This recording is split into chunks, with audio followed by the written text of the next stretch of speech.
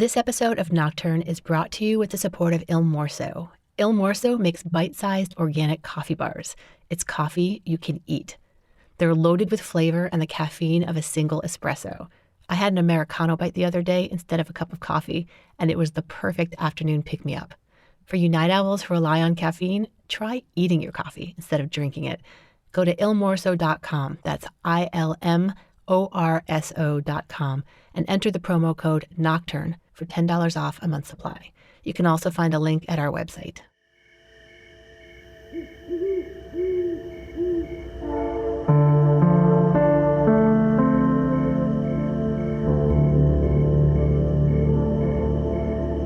You're listening to Nocturne. I'm Vanessa Lowe.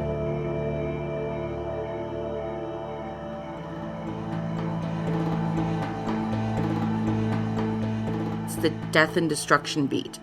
I'm there at 3 a.m. when something blows up, when a natural disaster occurs, so that I can get people during the day prepared for what has happened. That's Jade Walker. I am the overnight editor of the Huffington Post. Formerly the overnight editor for the New York Times, the Associated Press, and Yahoo News. We spoke at midnight her time. I really hate the daytime. I hate the sunlight. When I'm walking down the street, I instinctively go to the shady side. My friends actually joked that I probably ran into a vampire sometime in college and it just didn't finish like the whole drinking process. So I got the night part, but I didn't get any of the good, fun immortality. Lest you're unclear about how Jade feels about the sun and everything else about daytime. Oh my God, it's so bright and evil and hot and glaring and... oh, it's just like, it's so much louder during the day and it's terrible.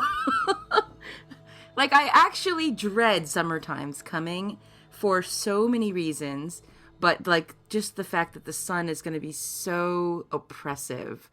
I hate it. I can tell you that most of my neighbors have no idea who I am, have never seen me in daylight hours. They only catch glimpses of me like once or twice a year when I'm putting out Halloween decorations or Christmas decorations. I do have a great social life, have friends. I'm just this vampire who only comes out at night. Jade discovered her vampire nature early on, and it came in handy. When I was a senior in high school, I was the editor-in-chief of my school paper, and then I got an internship at the local newspaper, and one of the first things they had me do was spend Friday nights all night long riding with the fire department, going out to all their calls. And as soon as I switched to that schedule, I just knew that's what I should be biologically living in.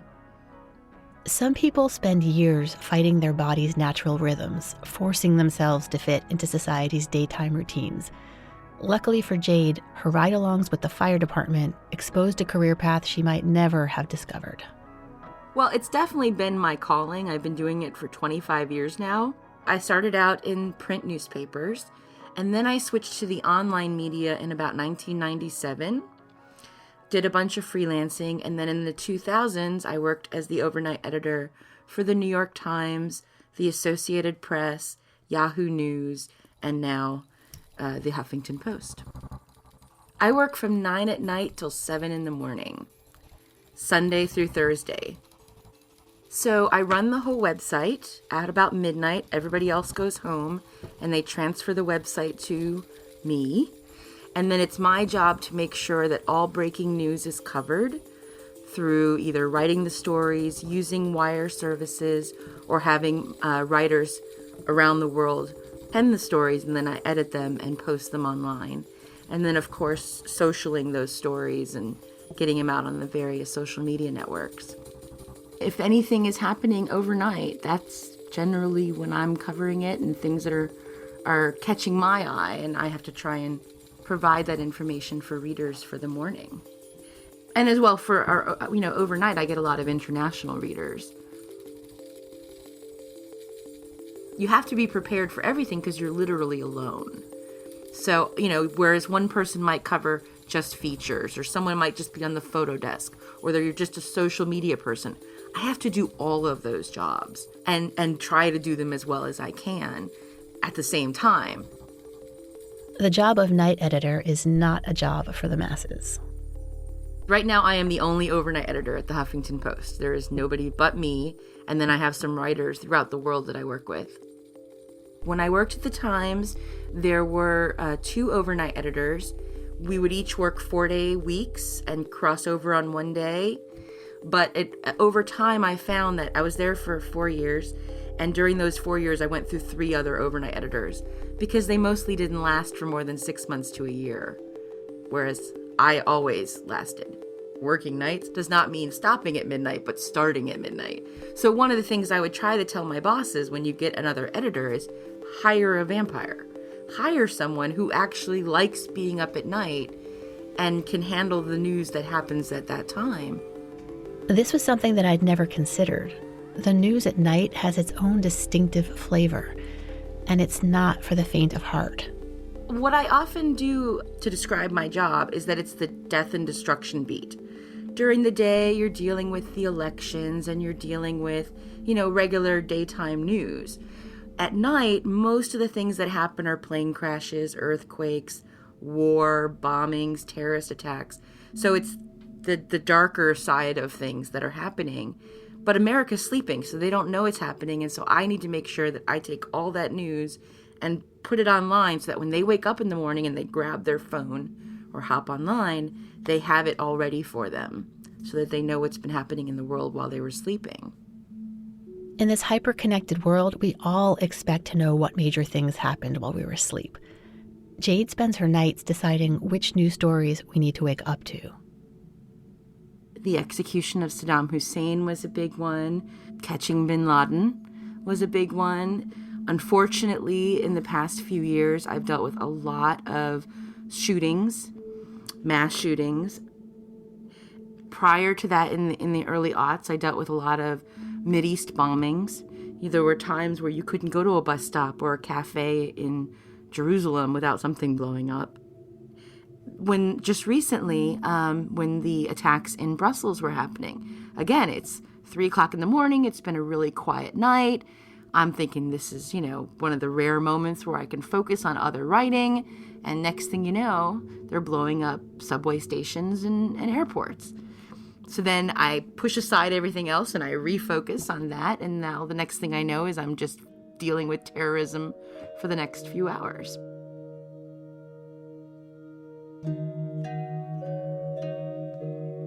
I mean, the great thing about my job is there is never a day where I know what's going to happen or everything is happening the same every single day. It's always something new. It's always something different. I'll have a quiet night. I mean, even 9/11, that was a quiet night.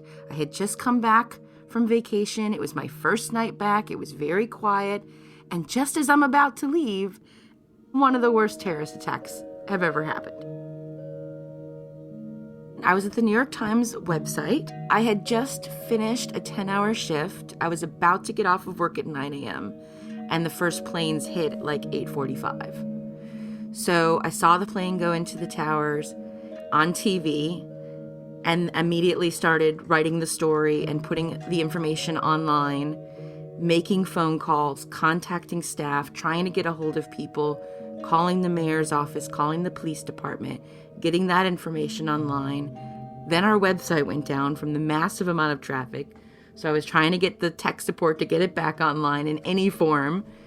The day shift was just starting to come in. And in fact, half of them couldn't get in for the coverage because of the attacks. So I just kept working, continued to work on the front page, getting the information out with my colleagues, and then finally ended up sleeping on the floor there because they had closed the bridges and tunnels to the outer boroughs. I couldn't get home. Sometimes the death and destruction is close to home and clearly visible, like with 9/11. But a lot of Jade's job involves locating the news. One of the things that I have to do is watch for breaking news. Obviously, the wires will send breaking news alerts and let me know that things are happening.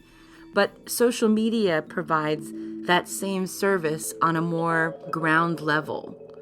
So if I see people who are reporting they're at a concert or at a movie theater and suddenly there are shots fired, I can start preparing a story with that information, at the same time, I'm contacting police departments and hospitals and checking out the local media outlets to see what they're reporting and figuring out the details of what's actually breaking while I'm able to create my own story. Jade uses multiple apps to monitor and scour social media for what's happening every second of the night. I have one dedicated just to weather. And so if there's a hurricane or tornado season going on, I have it set up so that I can follow what's happening in those areas. If I was dealing with, the riots in Ferguson, I'll create a list of the people who are there on the ground and activists and local media and follow that information so that I know perhaps when the protests become a little more violent. We also have programs like Data Miner that'll do those kinds of searches for us and then send us emails. Heads up, I just got 4 tweets from 4 different people that there is a shooting in a movie theater during Batman. So now I know something is happening in Colorado, 1,000 miles from my house. I can start preparing for that. Did you catch that? She said her house. When I picture a news outlet like the Huffington Post or the New York Times, I think of people bustling around, stressed out and yelling and spilling coffee. But that's not Jade's world. I work solely from home. Usually about once or twice a year, I'll head back to the city and, meet my coworkers. I still haven't met my boss. I mean, Ariana and I have spoken in email and on phone, but 4.5 years I've been working at the Huffington Post. She and I have never actually physically met. And when I worked at the New York Times, I would literally sit in an empty building by myself. I'd go into work, and then my only real interactions with people were either the delivery guy who would deliver my dinner at 2 a.m, or the correspondents overseas who I'd be working with. But it really seems silly to sit in an empty building when I could just as easily do the exact same job anywhere in the world. Why not do it from home? So in later jobs, that's what I did. So while Jade is handling all the news that happens in the world at night on her own for the Huffington Post, she's sitting in a small, dimly lit room in her house. I work in my home office. I work almost entirely in darkness. I have one of those strings of Christmas lights that people hang up. I have that across my windows. And then it's just that and the computer light. That's the only light I work by. She said it before, she'll say it again. I don't like light. I like it dark. It's comforting, and I just don't like the sun. It's just, no. The sun is just so oppressive and evil and cruel and harsh. And at least this light I can control. I mean, an angel light, these Christmas lights, are very soft. They're very vanilla. It's quite something to think about. One woman releasing all the news for a major news outlet from a room lit with Christmas lights. It's even more striking when you realize that Jade is not operating near anything remotely like a news hub. We live in the southwestern part of New Hampshire, right on the border of Massachusetts and Vermont, a very rural area. In New York, obviously, I'd hear all the city sounds, police sirens and subways, and I loved that. But here in New Hampshire, oh, it is so great. It's mostly blessed silence. It's just real silence, where at 5 a.m, I'm hearing the crickets and the frogs, things creeping out in the night. The only time I really notice the world is when the birds start chirping or nature wakes up, or in the wintertime, like 3 a.m. when there's a good snowstorm, I'll hear the snowplow guys come by. And it's cool because it's like the two of us are the only ones awake in the world. The rest of the world is sleeping, but we're working and we're keeping things running. He's my kindred. There are some unforeseen benefits to running the night news from a little house far away from the media epicenter. Just you and the snowplow guy. Okay, so when Hurricane Sandy hit New York, they had obviously pushed the website to New Hampshire. And so I was dealing with that. I had a green editor, a wonderful woman named Jo, who was working from her parents' house in Connecticut. While we were, the two of us, were covering this big storm. I'm running the front page, she's running the live blog. The servers that run the Huffington Post got flooded. And then the backup servers got flooded and the site went completely down. So we have what's called a bat phone, which we call for our tech support and beg and plead and try to get the site back up because we have all this information, but we can't put it out. So for like a good hour, we were solely working on Facebook, putting out notices and live blogs and updates on Facebook and on Twitter from New Hampshire and from Connecticut because all of our information was underwater. So that was a bit tough. I mean, it actually works out well that I live here rather than in the city because they had sort of a backup. You know, if there's ever a massive earthquake on the West Coast, they can just shift all of the information to the East Coast and we can handle that. She can handle it, but the oddness of the situation is not lost on Jade. There is a strange dichotomy of sitting in this quiet New Hampshire house with my cats and my dog as company, my husband sleeping, and my tea by my side. And then I'm looking at death and destruction and dealing with those stories and dealing with that imagery and videos. And yeah, I think that's one of the reasons why I like it so quiet and dark is that I have this sort of comfort zone while I'm dealing with all of this kind of news. That comfort zone is really important. As you can imagine, being immersed in the hardcore details of war, natural disasters, and random violence can take a pretty big toll. After 9/11, I was in New York breaking that story for the New York Times, and I did not cry for like a year after dealing with that story because I was so focused on doing my job and getting the news out to people that I didn't really process what had actually happened.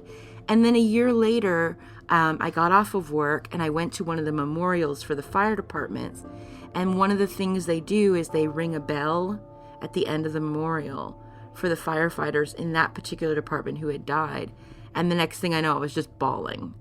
And I mean, because I lived in Brooklyn, I passed ground zero every single day. You couldn't not deal with this empty hole in the sky. You could not deal with all the pictures of the missing that were plastered throughout the city. But I was so focused on working and making sure people knew what was happening that I didn't really process the emotion of what I was losing. There are actual therapists out there specifically for journalists who deal with this, believe it or not, because it can be traumatizing. You know, even things like covering a tornado in your neighborhood. If you're out there every day dealing with that and smelling the smells and watching people struggle and seeing their homes destroyed, you can't not be affected by it even as you're trying to remain an objective observer. You take some of that home with you, even if it means putting it aside for while you're working. I have the luxury of working from home, and so when I finish my night, I turn to my animals for affection. We have 5 cats, and we have a dog, a big 90-pound dog. The dog actually sleeps right behind my chair at all times. So whenever I need a break, I can literally just turn around in my chair, and he's right there for me to rub his belly. And that just takes my eyes away from the screen, brings me back to the present. And he's, a dog, so they love you unconditionally and give you that. I have a cat that sleeps behind my head on the top of my chair. So there's always this fuzzy warmth around me, and whenever I want, I can lean up and give her loving. My youngest cat, she'll come by, I lift her up, I put her on my chest, she falls asleep, and I continue to lean back in my chair and work around her body. I have a rule inside my head that if any cat or dog pops up next to me demanding affection, I have to stop what I do and give it to them. Not just because I love them, but because it helps me. It helps ground me. It helps get me back to the present and not so focused on what's happening thousands of miles away. My husband gives me a hug every day the minute he walks downstairs. He'll come down in the morning with crazy, crazy hair, and he can pretty much just look at me and feel the tension in my shoulders or see the lines on my face and know if I've had a good night or if it's been particularly rough. And sometimes what he'll do is just hold me and let me take a breath, which I haven't been doing for hours. And sometimes he'll sit down and I'll take 5 minutes and tell him what's happening. And just the very act of telling him takes a weight off of my shoulders. I can get back to work and I feel refreshed and I'm refocused again. And then there is the ultimate stress therapy. I love to bake for people. I try to find outlets that are kind and comforting and loving to sort of work through all of that darkness. I love pie. You can't eat pie and not be happy. In addition to taking care of herself, Jade puts a lot of care into not traumatizing the readers. She works hard to figure out how to present the news that people will wake up to so they don't want to crawl right back into bed. When you're dealing with death and destruction news, you want to tell people what's really happening, but you don't want to sensationalize things. And it's a fine line to walk when you're dealing with, for example, what's happened recently. There were airstrikes in Syria and they hit a hospital. So you want to show pictures of what the hospital looks like. And so I go through dozens and dozens of pictures on social media and from our wire photographers looking for the photos that are going to show the carnage, but perhaps not the body parts or the gigantic piles of blood. I want people to see these images and understand what's happening and feel empathy for the people involved, but not be so grossed out that they just look away and move on with their lives. The goal of being in the press is that you hold power accountable and you keep the public informed of what's going on with the world so that they can make better decisions. I don't need to tell you what to think. I just need to tell you what's happening. It's tempting to see print newspapers as the serious final word on what's happening in the news. But according to Jade, that's really an outdated way of looking at things. When I worked at the Times, I loved print, but I worked on the digital side. And so I'd get off of work and I'd get on the subway and I'd see all these people reading the print paper. And while I appreciated that as someone who works in the news, the other side of me was wanting to go up to them and saying, that's good, but here's what's happened since then. So the stuff that you're reading in the paper is important and it is a historical record and often has a lot of great influence and value. But if you really want to stay up to date on what's happening in the world, the online world provides that. So between the cutting-edge immediacy of online news and the ability to be swaddled in cats while she works, Jade is pretty much in professional heaven. When you throw in the fact that she works at night, it really can't get any better for her. Oh, there are so many things I love about working at night. I love that there are very few bosses. I am incredibly independent, and while I have the ability to work with teams, I like running things very much. And at night, I have that power. I also love the quiet. When you work in a newsroom during the day, you're dealing with people yelling across the room and banging keys and phones ringing. And you learn to work in that environment of noise, and I have. But at night, it's quiet. I can focus on the writing. I can really create a story without distraction. And I also like being able to do a job where the rest of the world is sleeping, and when they wake up, everything is there for them. I mean, if I'm not up and working, there is no coverage. So if a hurricane comes and hits New Orleans and nobody's up to cover it, did it really happen? You know what I mean? Yes, it actually did. It's just nobody's covering it. So someone has to be there. It's like, I call it the firehouse shift. There are some nights where you're just hanging out in the firehouse and you're training and you're, cleaning things, and then the alarm goes off and you're there for when that alarm goes off. I'm there at 3 a.m.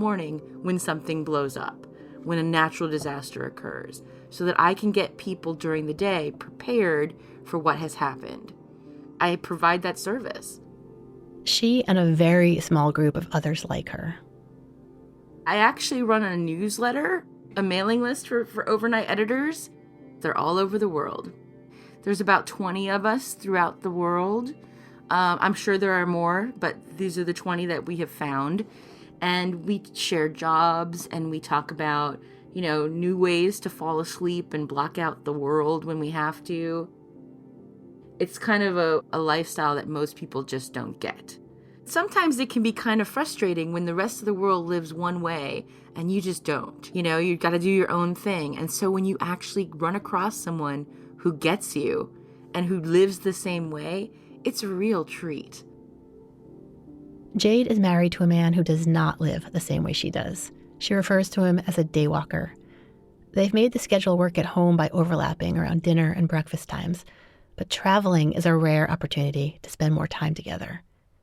Even while away from work, though, Jade is drawn to the gritty meat of life and to the things that most people aren't seeing. Things that, on the surface, might seem strange or morbid. She and her husband seek them out together. We like to go through cemeteries and just look at the stones and think of the history that's involved and tell stories about them. This is actually another part of Jade's job, writing obituaries. I love writing obituaries. It is a great passion of mine. I'm a founding member of the Society of Professional Obituary Writers. These are the people who really tell the history of communities. After 9/11, one of the greatest things the New York Times did was to create what was called Portraits of Grief, where they wrote short obituaries of all of the people who had died in the towers and at the Pentagon and in Pennsylvania. And they were very short. They were only a couple of paragraphs, but I had to post them all online. And I had this book, we call it the Book of Death, on my desk. And it listed all the names and, next of kin and where they worked and where they were when they died. And, we'd be crossing them off as we go. And it was something that really kept you grounded. Their stories, they were defining the last word on people's lives. So even though it seems like that's just another offshoot of my death and destruction world, death is really only one line of an obit. The rest of the story is the really fascinating and interesting things people have done with their lives. And I always find them very inspiring. I always learn something interesting about people when I write their obit that is more than just here are the jobs they worked or the people they were married to or the awards that they've won. You always end up finding out the details of who liked to bake pie and who was really good at rolling their R's and, who just like me would much rather be up at night and never up during the day. I mean, there's always these details that make people really interesting. Most people don't sit in a dark room and document bad news, just as most don't seek out the obituaries. In fact, some of us actively avoid those things because they represent a part of life that's scary and unpredictable. So it can be a little jarring when you come across someone who openly embraces that darkness. Until you realize that there's a whole other world to be found in the spaces between the death and destruction and endings. There's something to be said for not looking away. I don't consider the darkness evil or morbid. To me, that is life. That is joy. That is comfort. That's where life happens, is in the darkness.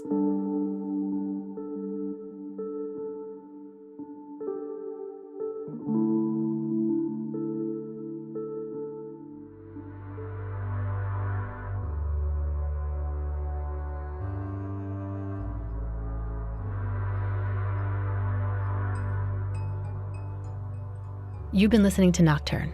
I'm Vanessa Lowe. Nocturne is produced by me and was created by myself and Kent Sparling, who also composed the theme music. You can find more information about the beautiful music in this episode at nocturnepodcast.org. And if you like what you hear, please rate us and write a review on iTunes. Also, please support Nocturne on Patreon or PayPal. You can find easy links to do that at our website. Thanks to Il Morso for their support of Nocturne. Find their scrumptious coffee bites at ilmorso.com and use promo code Nocturne. If you listen to Nocturne on most podcast players, you don't get to see the amazing original art that Robin Galante makes for each episode. The images she creates add a whole layer to each story. They're beautiful and evocative and eerie. You should definitely check them out at nocturnepodcast.org. And that website, it was created and is maintained by Eric Peterson, who I can't thank enough for all of his help and support. Nocturne is a proud founding member of The Herd, a collective of fantastic storytelling podcasts from around North America. In her latest episode of How to Be a Girl, Marlo Mack tells the story of fighting to keep a bathroom bill out of her home state. Any parent who thought their child had been in the girls' restroom with my daughter could sue the school for $2,500, plus monetary damages for all the, quote, psychological, emotional, and physical harm suffered, end quote, by their child from having been in a bathroom with a child like mine. Check out all the shows at theherdradio.com. That's HEARD. Thanks for listening.